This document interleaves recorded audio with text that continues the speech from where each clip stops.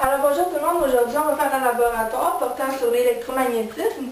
Alors ça va porter sur des concepts qu'on a vus en salle de classe et donc ça va aider les gens qui sont un peu plus manuels ou qui aiment mieux appliquer certains concepts, à mieux comprendre aussi.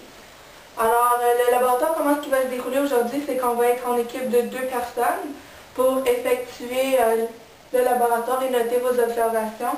Par contre, le rapport de laboratoire doit être remis individuellement. Alors, vous allez avoir 60 minutes pour effectuer ce laboratoire ici. Alors, pour commencer, on a besoin d'un certain nombre de matériel qui va être à les stations qui sont en salle de classe. Il y a différentes stations. Alors, en équipe de 2, évidemment, vous allez vous rendre à l'invitation. Alors, à chaque station aussi, vous avez déjà tout ce matériel ici qui est déjà établi aux stations pour vous. Alors, vous n'avez pas besoin d'aller les chercher. Alors, le matériel qu'on a besoin aujourd'hui, on va avoir besoin d'une source de tension variable qui est démontrée par le schéma juste ici. Vous allez avoir besoin d'un ampèremètre qui est déterminé par le schéma juste ici. Une boussole, comme ça. Des aimants dont je vais vous expliquer par la suite. Des fils conducteurs, une bobine de cuivre telle que démontrée ici. Et des éléments du tableau périodique. Alors, les éléments du tableau périodique, ça va être pour la partie ici avec les aimants. Alors, tout simplement passer une aimant par-dessus les éléments qui sont fournis à vos stations et noter vos observations afin de savoir lesquels qui ont du magnétisme ou non. Aussi, ça serait important de fournir une explication par rapport à ça ici.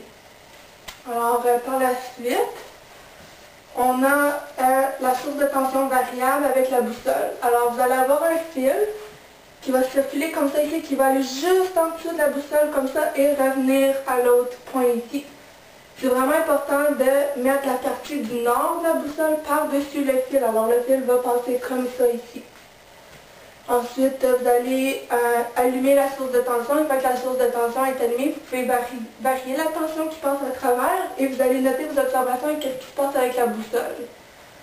Alors maintenant, pour l'autre partie, il s'agit juste d'approcher la bobine de cuivre au clou afin de voir s'il y a quelque chose qui se passe ou non et essayer de déterminer pourquoi.